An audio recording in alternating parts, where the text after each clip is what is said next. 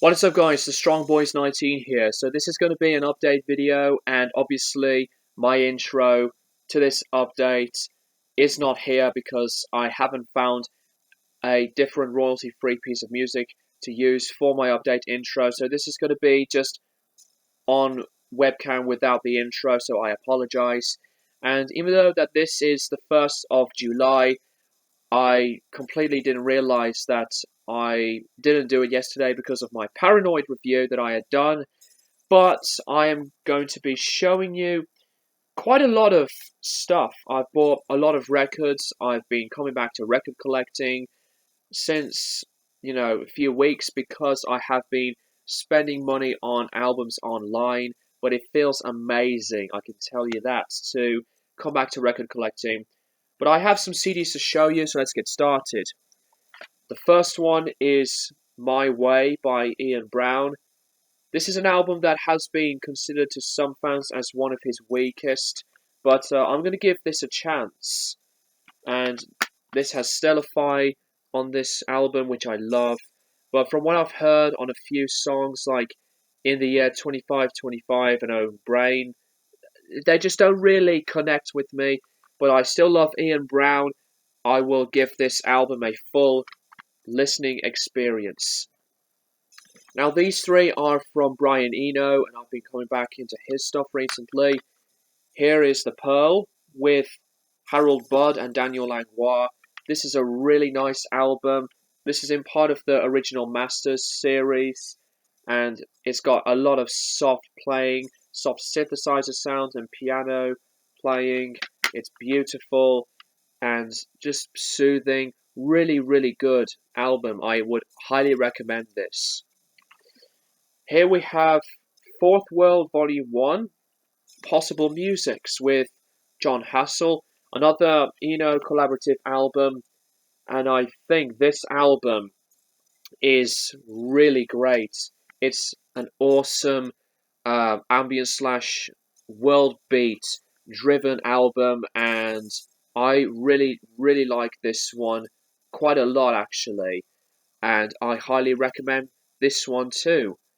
So yeah, this is on the Glitter Beats label, which I didn't really know at all. I don't know that label, but that's a fantastic album. And here we have Ambient 3, Day of Radiance.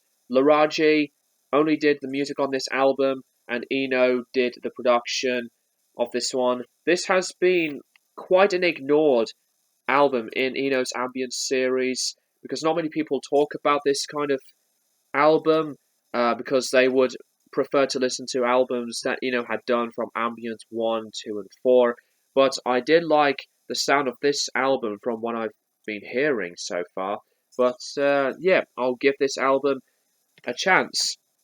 Now, the last 5 CDs are from Peter Gabriel, one of my favourite artists of all time.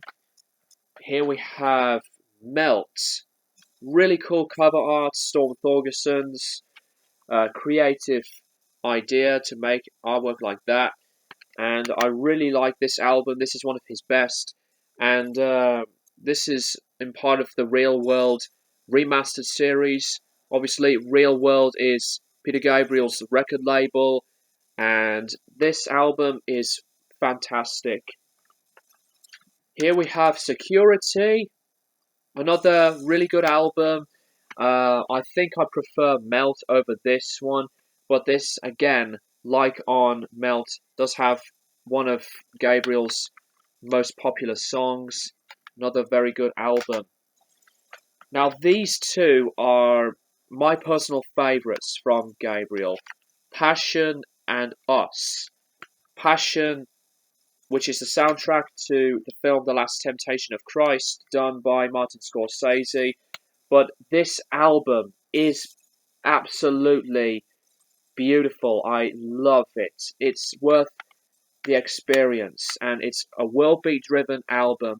It's been done with a lot of musicians from all around the world, and it has its own vibe and sound. It's meditating in places, it's soothing, and it's a lot of tribal, Afrobeat, world beat sound that I love. This is one of my top favorite soundtracks of all time. You need to check this out. Love that album. And Us. This is an underrated album, and this is a classic to me.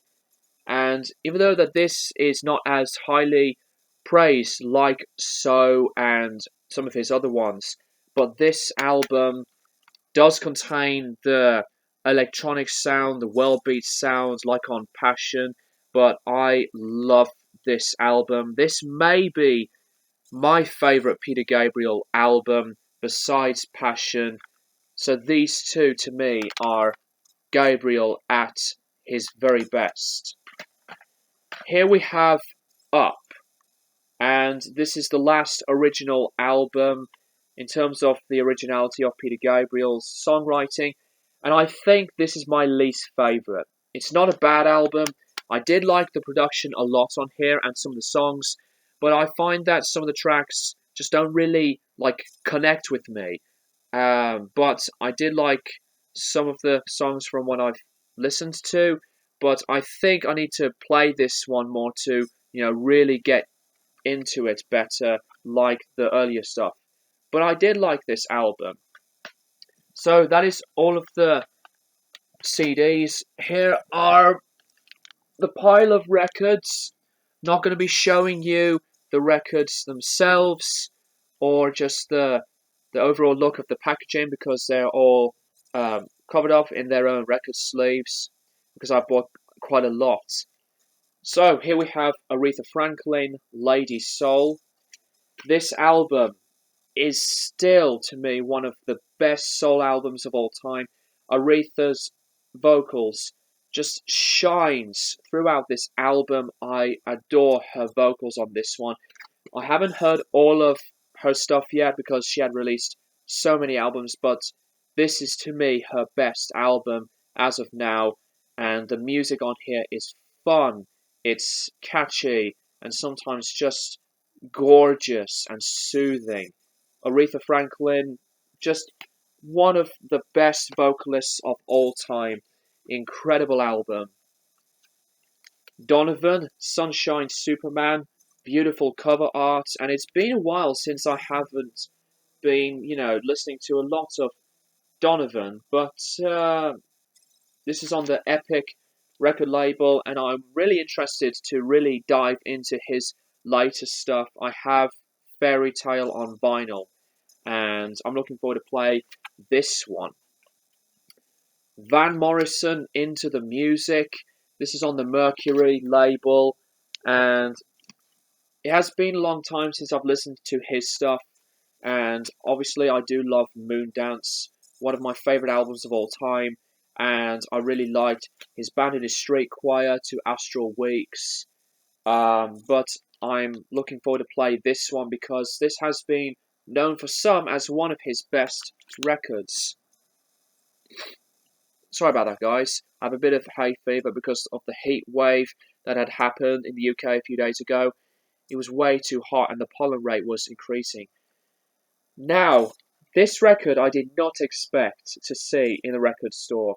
This was one of my most wanted, even though that this is an unofficial pressing, because I did check it out on Discogs, but this was one of the most wanted albums to me in the collection.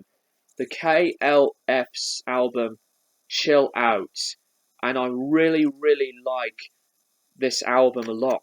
It's a lot of different sounds, like field recordings, sound effects, and a lot of samples of songs from different artists into this huge composition. And this is a really great ambient oriented album. So thrilled to have this. It is on the clear cut vinyl reissue, unofficial, but I really don't care because the original costs a lot of money. But I'm still so happy to have this on vinyl nonetheless. Peter Gabriel, Scratch, cool cover art. This is on the Charisma label, I haven't played this one yet, but I'm really interested to really dive into some of Gabriel's earlier stuff. The next one is Oasis, Don't Believe the Truth. And it has been some time since I've listened to Oasis on vinyl. And this obviously has been known as a comeback album. I really like this one of their best albums. Happy to have this. Here we have Gong, Flying Teapot. This is a reissue on the Get Back label, but I have completed the Radio Gnome Invisible trilogy, even though that's the other two are different pressings. I know that I've got You, which is an original vinyl, and Angel's Egg as well, but it's a later Virgin reissue, but this is a remaster. But, it doesn't really bother me because I am thrilled to complete one of the greatest trilogies of all time, and I highly recommend that you should listen to Gong. Progressive, experimental, uh, space rock type of band from France. Awesome band. Genesis, Trespass, and once again, beautiful artwork. Very good album. Not to me one of their top best records. Not like Selling England by the Pound. I mean, Selling England by the Pound is, to me, Genesis' finest album, but this is really, really good.